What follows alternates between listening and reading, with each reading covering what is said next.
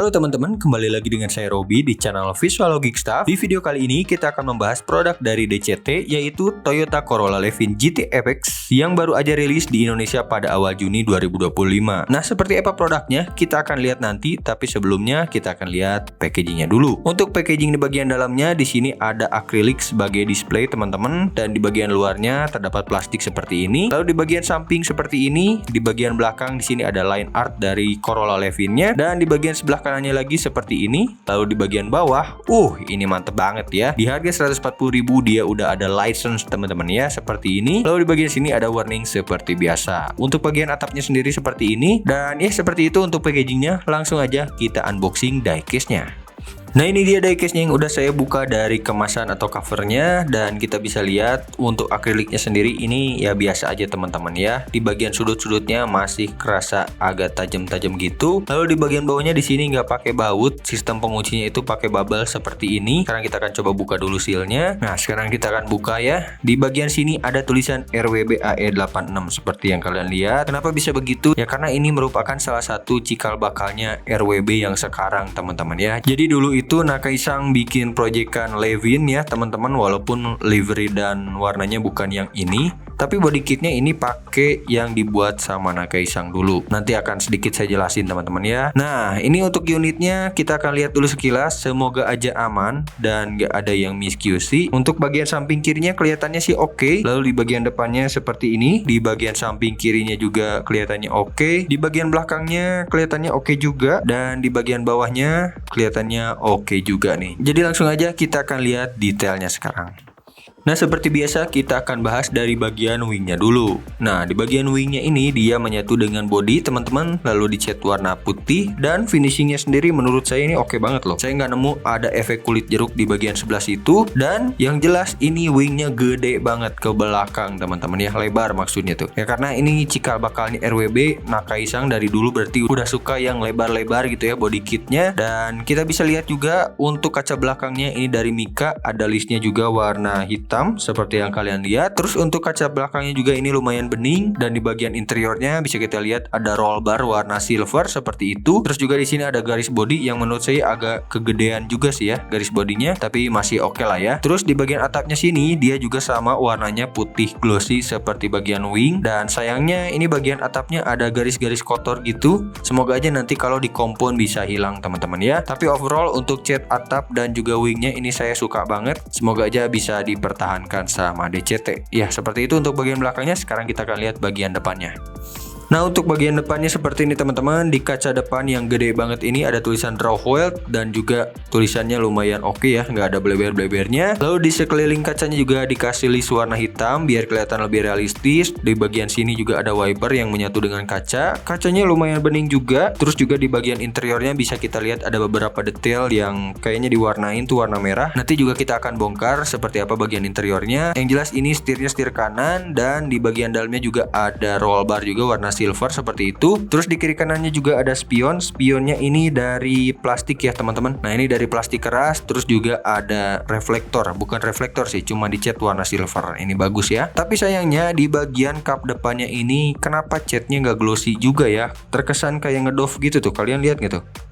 Nah, seperti itu ini, dan juga teksturnya agak sedikit kasar, sayang banget ya. Semoga aja nanti kalau saya wax ini bisa lebih mengkilap seperti itu teman-teman. Lalu di bagian bawahnya lagi di sini ada headlamp. Headlampnya sendiri dari Mika, dan dikasih list warna hitam juga dong. Ini bagus banget ya untuk detailnya. Nah, untuk bagian dalamnya bisa kalian lihat sendiri ini agak sedikit seadanya teman-teman ya. Tapi udah oke lah dengan harga segitu mah ya. Dan di bagian sini ada lampu kabut juga sepertinya. Dia dicat warna silver aja, bukan dari Mika. Lalu di bagian bawahnya di sini ada bumper warna hitam yang nggak ada plat nomornya. Lalu di bagian lipsnya bisa kita lihat ada tulisan RWB itu teman-teman tuh.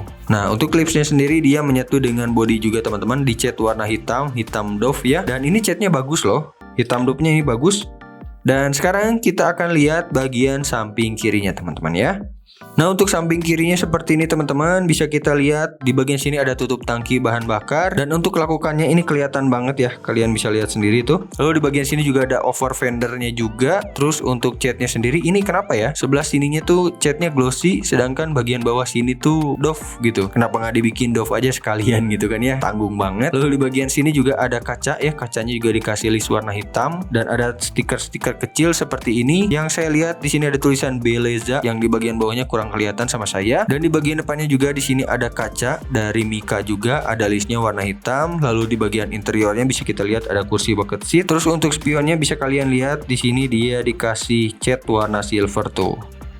Jadi memberikan kesan ada spionnya gitu teman-teman ya. Lalu di bagian bawahnya di sini ada handle pintu. Handle pintunya dikasih cat warna hitam biar terkesan 3D gitu ya. Yang sayangnya detail-detail seperti ini tuh kadang di harga 200.000 juga nggak dikasih teman-teman. Tapi di DCT ini dia ngasih detail seperti itu, cakep banget. Lalu untuk garis bodinya ini kelihatan banget, walaupun masih ada sedikit sisa cat ya teman-teman. Kelihatan tuh warna hitam-hitam gitu. Lalu di bagian sini ada tulisan juga, tulisan Jepang, toko tahu Fujiwara seperti di anime. Terus di bagian bawahnya di sini ada list warna hitam. Listnya juga ini rapih banget ya untuk garisnya. Lalu di bagian side skirtnya juga dia dicat rapih banget. Lekukannya kelihatan sekali itu teman-teman. Lalu di bagian depannya juga bisa kita lihat ini ada over fender. Over fendernya sama dengan bagian belakang sini, dia dicat warna glossy ya. Saya heran kenapa ini warnanya dibedain gitu ya. Kenapa nggak disamain aja gitu kan biar lebih oke. Terus untuk velgnya sendiri, ini velgnya dia ada disc brake-nya teman-teman. Cuman karena kecil banget jadi nggak kelihatan tuh. Tapi untuk kalipernya sih nggak ada teman-teman ya. Nanti kita akan lihat deh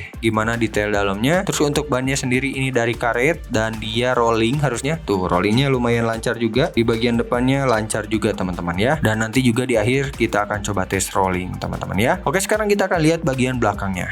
Nah, untuk bagian belakangnya seperti ini teman-teman, bisa kita lihat di sini ada detail lampu belakang dari Mika juga. Di sini juga ada lampu sennya warna kuning, di bagian tengahnya ada warna putihnya juga. Ini detail lampunya cakep sekali ya. Tuh di bagian kanannya juga sama, nggak ada yang bleber-bleber warnanya. Dan di bagian sini ada dudukan plat nomor. Sayangnya ini nggak ada plat nomornya. Nih kelihatan nggak sama kalian, di sini ada lampu plat nomor, walaupun nggak dicat ya, biar kelihatan lebih realistis gitu lampunya. Terus di bagian atasnya juga ada tulisan RWB warna gold seperti itu, dan decalnya rapi sekali. Dan di bagian bawah di sini ada bumper warna putih dan juga hitam seperti ini. Untuk catnya ini rapih banget ya teman-teman, gak ada yang bleber-bleber dari tadi saya liatin. Dan di bagian bawah di sini ada exhaustnya sendiri dia part terpisah, dikasih warna silver walaupun kecil sekali itu bisa kalian lihat. Nah seperti itu ya untuk bagian belakangnya, ini bagus banget kualitas catnya. Terus juga detail lampu belakangnya ini dapat banget loh teman-teman. Nah sekarang kita akan lihat bagian samping kirinya lagi.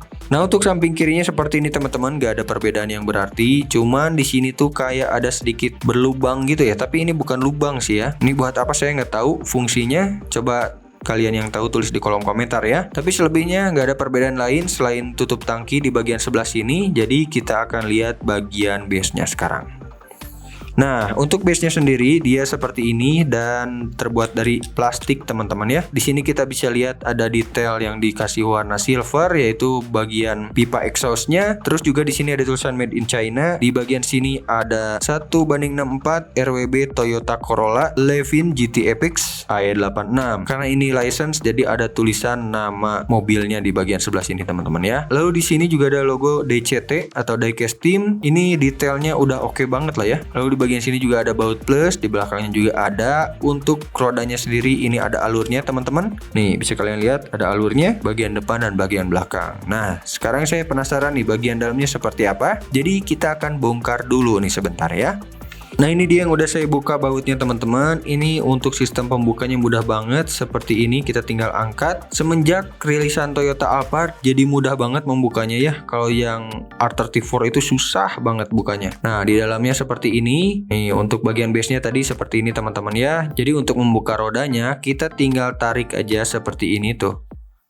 Nih pelan-pelan tapi ya, dan kita tinggal lepasin. Bagian depannya juga sama ya. Nah untuk velgnya sendiri dia itu ada disc brake-nya teman-teman. Nah ini detail disc brake-nya seperti ini. Cuman sayangnya memang belum ada kalipernya aja. Terus kita bisa lihat bagian dalamnya seperti ini. Nah untuk detail interiornya kita akan lihat di sini ada roll bar warna silver. Cuman bagian tengahnya ini kenapa patah gini ya. Terus di bagian dashboardnya sepertinya sih nggak dicat atau dikasih detailing. Seperti ini aja tuh bisa kalian lihat.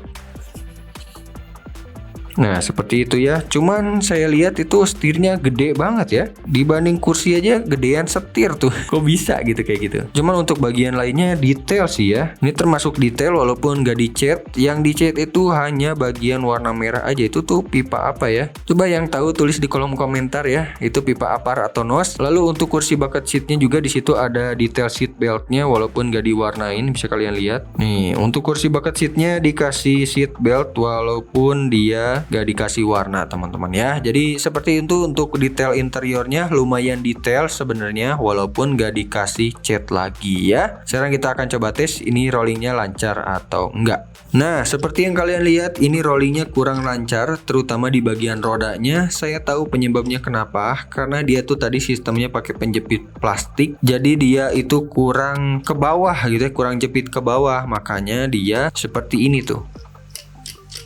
Agak susah di bagian depan untuk rollingnya. Jadi ya kalian buat pajangan aja lah ya, jangan dipakai buat balap di track, sayang juga nanti bisa lecet. Seperti itu teman-teman ya.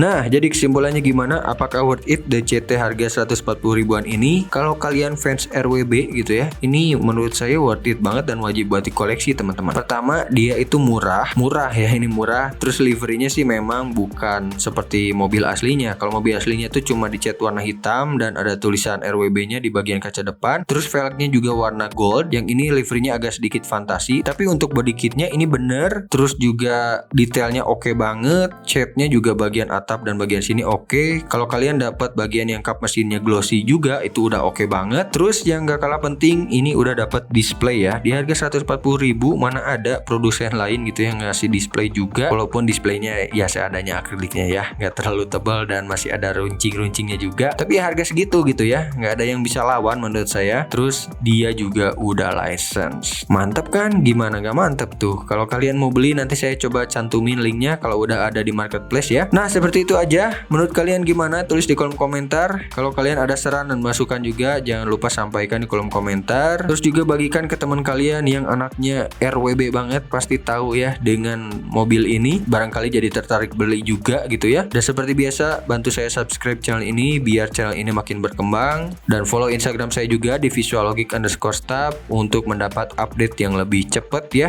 Karena biasanya saya update foto-foto di situ duluan dibandingkan di YouTube. Jadi seperti itu. Terima kasih sudah menonton. Sampai jumpa di video selanjutnya.